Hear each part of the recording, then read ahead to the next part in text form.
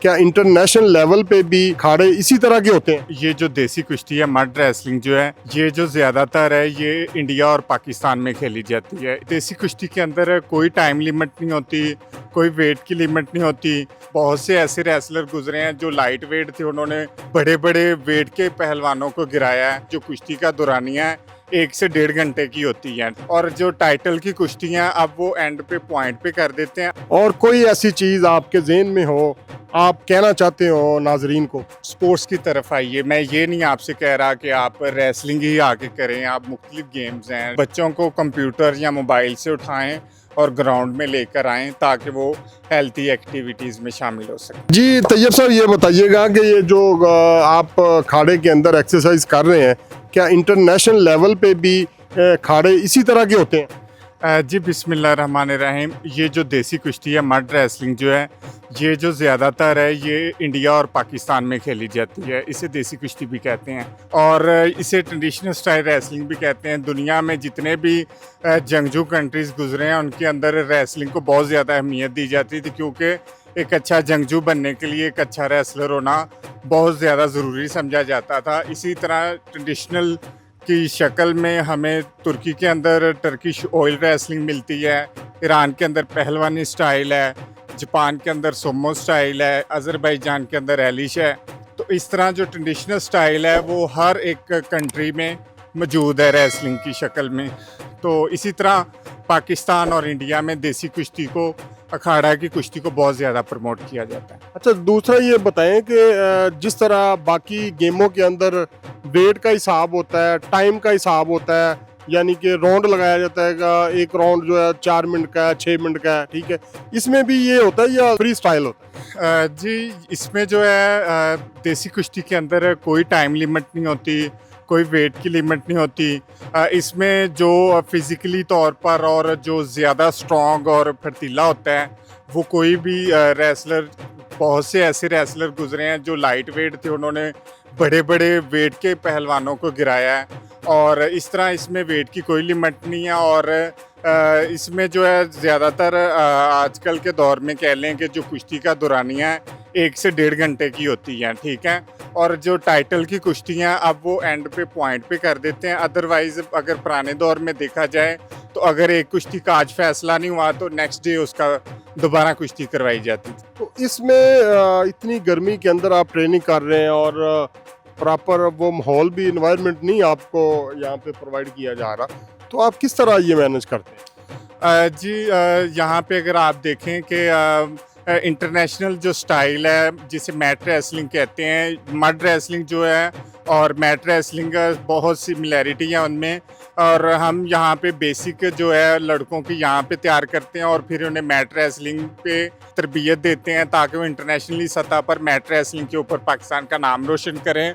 और यहाँ पे मैट रेसलिंग लगाने के लिए जो हमने थड़ा बनाया है वो हमने कोई तकरीबन 5 से 6 लाख रुपया उस पर लगाया। फिर 2 कमरे बनाए हैं और नहाने के लिए वॉशरूम वगैरह, और ये वेट ट्रेनिंग का सारा सामान जो है तकरीबन हमारा 20 से 25 लाख रुपया हमने लगाया है। तो बहरहाल ये जो है ये हम अपनी मदद आपके तहत कर रहे हैं। और हम हुकूमत वक्त से भी ये कहना चाहते हैं कि जो जिंदा कौमें अपनी सकाफत को नहीं भूलती, तो ये हमारा सकाफती खेल है, तो इन खेलों को खुदारा बचाया जाए ताकि हम जिंदा कौम होने की निशानी बता सकें।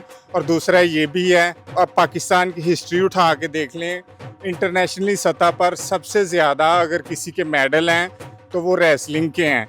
तो मैं चाहता हूँ कि जहाँ पे अखाड़ा जो है उसके साथ साथ मैट के लिए एक प्रॉपर हाल होना चाहिए, ताकि सर्दियों के अंदर जो है वो, या बारिश के दिनों में जो है मैट रेसलिंग के ऊपर जो लड़के हैं वो अपनी तरबियत हासिल कर सकें और उन्हें छुट्टियां ना करनी पड़ें। तो हमें ये बहुत ज़्यादा प्रॉब्लम होती है, जब बारिश हो जाती है तो हमारे 3-4 दिन जो हैं वो ज़ाया हो जाते हैं। तो मैट पे जितनी हम ज़्यादा ट्रेनिंग अच्छी करेंगे। और मैं ये भी कहना चाहता हूँ, पाकिस्तान स्पोर्ट्स बोर्ड से भी मेरी ये गुजारिश है, इंटरनेशनल की जो रैंकिंग में पहले 5 लड़के या जो मेडलिस्ट लड़के हैं उनके लिए पाकिस्तान स्पोर्ट्स बोर्ड खुद से एक स्टेपन का ऐलान करें, ताकि अगर कोई लड़का आर्मी से, वापडा से है, तो तो उनका इस चीज़ से कोई कंसर्न नहीं होना चाहिए। उन्हें जो है नेशनल के गोल्ड मेडल, सिल्वर मेडल और ब्रॉन्ज़ को स्टेपन देना चाहिए ताकि वो अपनी स्पोर्ट्स के ऊपर और ज़्यादा से ज़्यादा फोकस करें। आप बता रहे हैं कि यहाँ पे आप ये अखाड़े के अंदर ट्रेनिंग करते हैं और इंटरनेशनल स्टैंडर्ड जो है वो वहाँ पे मैट होता है। ये मैट कितना कॉस्टली होता है? जी, इंटरनेशनल जो म्यार का जो मैट है वो कम से कम जो है 35 से 40 लाख रुपए का पाकिस्तानी, उसकी जो खाली शीट है वो तकरीबन 8 से 10 लाख रुपए की है। तो ये हुकूमत आपको प्रोवाइड नहीं करती? कोई मियाँ शहबाज शरीफ साहब तो बड़ी वो पहली हुकूमत के अंदर पहलवानों के साथ बड़ी वो तस्वीरें बनवाते थे और वो पहलवानों के लिए कुछ नहीं करते। बड़ा शौक है सुना उनको पहलवानी का, अभी वो कुछ नहीं करते। देखें जी, हम तो यही बस रिक्वेस्ट ही कर सकते हैं क्योंकि वो भी एक नवाज शरीफ साहब जो हैं उनकी जो बेगम थी वो भी पहलवानी के ख़ानदान से उनका ताल्लुक़ था। तो मैं चाहता हूं कि नून लीग की जो हुकूमत है वो जो अखाड़ा सिस्टम है इसको मज़ीद बहाल करे। जो हमारी सकाफ़ती खेल है ये बहुत ख़त्म हो चुकी है, इसे प्रमोट करने की ज़रूरत है और ख़ास तौर पे हर अखाड़े के अंदर मैट प्रोवाइड किया जाए ताकि जहां लड़के ट्रेडिशनल स्टाइल रेसलिंग की तरबियत हासिल कर रहे हैं उसके साथ साथ जो है मैट रेसलिंग की भी तरबियत हासिल कर सकें।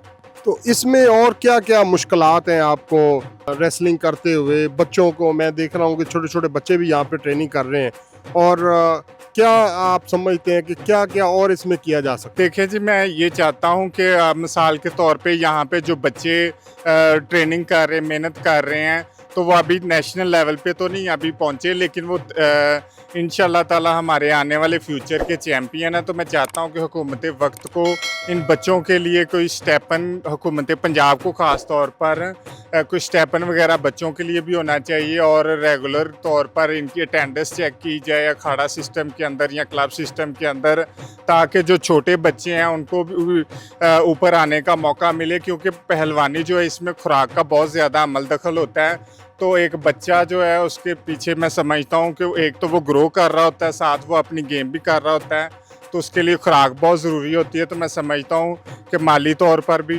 बच्चों को जो है वो सपोर्ट करना चाहिए।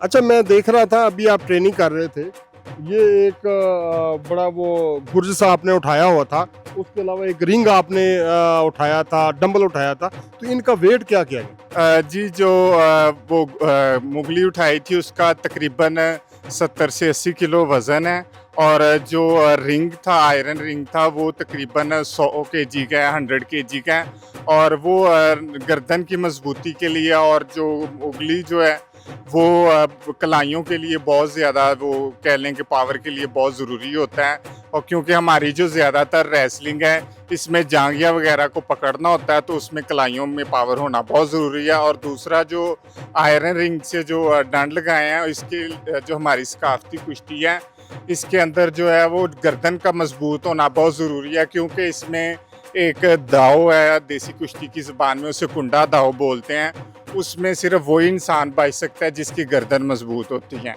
तो मैं समझता हूँ कि वो जो आयरन रिंग है वो हर एक पहलवान के लिए एक बेसिक इक्विपमेंट है वर्कआउट के लिए।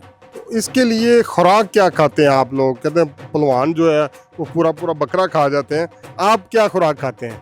जी, इसमें ये है कि जो सर्दियों की खुराक है वो अलग से है, जो गर्मियों की वो अलग से। आजकल चूँकि गर्मियाँ चल रही हैं तो गर्मियों में ये होता है कि सुबह सुबह चारों मुरब्बों का पेस्ट बनाया जाता है जिसमें गाजर का मुरब्बा, सेब का, औलों का और इन चारों को मिक्स करके तो साथ में जो है वो मक्खन होता है, तकरीबन आधा किलो मक्खन होता है जो हम वर्कआउट करते हैं और साथ साथ चम्मच जो है वो मक्खन का लगाते हैं और साथ मुरब्बा खाते हैं।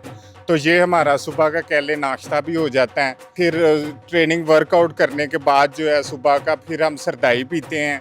तो उसके बाद फिर दोपहर में जो है हम तकरीबन 1 से 1.5 किलो जो है वो गोश्त होता है, वो चाहे बीफ हो या मटन हो। तो उसके बाद जो है फिर हम रात की ट्रेनिंग के लिए फिर तैयार होना होता है, फिर रात की ट्रेनिंग आके करते हैं। तो रात के वक्त जो है डिनर में कह लें ज़्यादातर जो है वो सब्ज़ी होती है, क्योंकि सब्ज़ी भी बहुत ज़रूरी है, एक हेल्थी जो डाइट समझी जाती है। तो फिर इस तरह जो हमारी खुराक चलती है, जो कहते हैं ना कि जी पहलवान बहुत ज़्यादा जी बकरा एक एक दिन में सारा खा जाते हैं, तो ये तो बातें मुझे लगता है ज़्यादातर बनी हैं, क्योंकि मैंने आज तक कोई पहलवान ऐसा नहीं देखा कि जो पूरा बकरा एक दिन में खा जाता हो। पहले थे ऐसे लोग। हाँ, पहले का नहीं कह सकते, बहरहाल मैंने नहीं देखा। अच्छा, उसके अलावा ये बताएं कि आप कब से कर रहे हैं, आप कैसे इस फील्ड में आए और आपको शौक कैसे पैदा हुआ? जो रेसलिंग है, पहलवानी जो है, वो कह लें कि हमारे जीन्स में शामिल है, क्योंकि हमारे दादाजी पाकिस्तान के लिए जब पहला मेडल लेके आए थे, तो उनके पीछे भी एक हिस्ट्री है कि 1954 में, चूँकि अभी पाकिस्तान नया नया आज़ाद हुआ था, 5-6 साल ही हुए थे, तो वहाँ पे जो था कि पाकिस्तान का झंडा मौजूद नहीं था, तो एक इंडियन कोच ने कहा कि हम एक ही हैं, तो हमने एक ही हो जाना है, तो तुम इंडियन झंडा लहरा दो। तो उन्होंने कहा नहीं, हमने इस वतन के लिए खून दिया, तो हम अपना ही झंडा लहराएंगे। तब तक उन्होंने मेडल सेरेमनी नहीं की जब तक पाकिस्तान का झंडा नहीं आया। तो मैं समझता हूँ कि वो उस वहाँ से फिर हमारा एक रेसलिंग कैरियर चला है, और उसके बाद फिर अब्बू जी ने रेसलिंग की, और उसके बाद हम माशाल्लाह 5 भाई हैं, और पाँचों भाई थे, मैं सबसे छोटा हूँ, तो मैं रेसलिंग देखने आता था। फिर गर्मियों की छुट्टियों में कह लें फ़िज़िकल फ़िटनेस के लिए भी, तो फिर आहिस्ता आहिस्ता जो है वो रेसलिंग के अंदर फिर यूनिवर्सिटीज़ लेवल में फिर नेशनल चैम्पियन हुए। तो इस तरह अल्लाह पाक ने बहुत ज़्यादा जो है वो कह लें इज़्ज़त दी। और कोई ऐसी चीज़ आपके ज़हन में हो, आप कहना चाहते हो नाज़रीन को?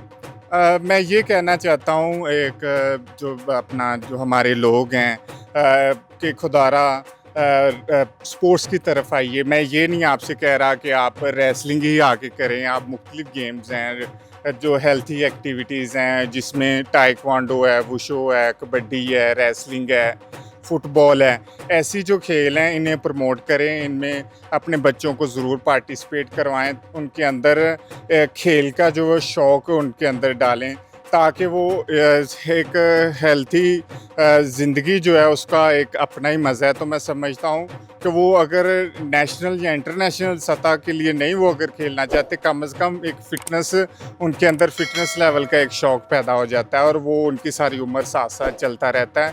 तो बच्चों को कंप्यूटर या मोबाइल से उठाएं और ग्राउंड में लेकर आएँ, ताकि वो हेल्थी एक्टिविटीज़ में शामिल हो सकें। जी तैयब साहब, बहुत शुक्रिया।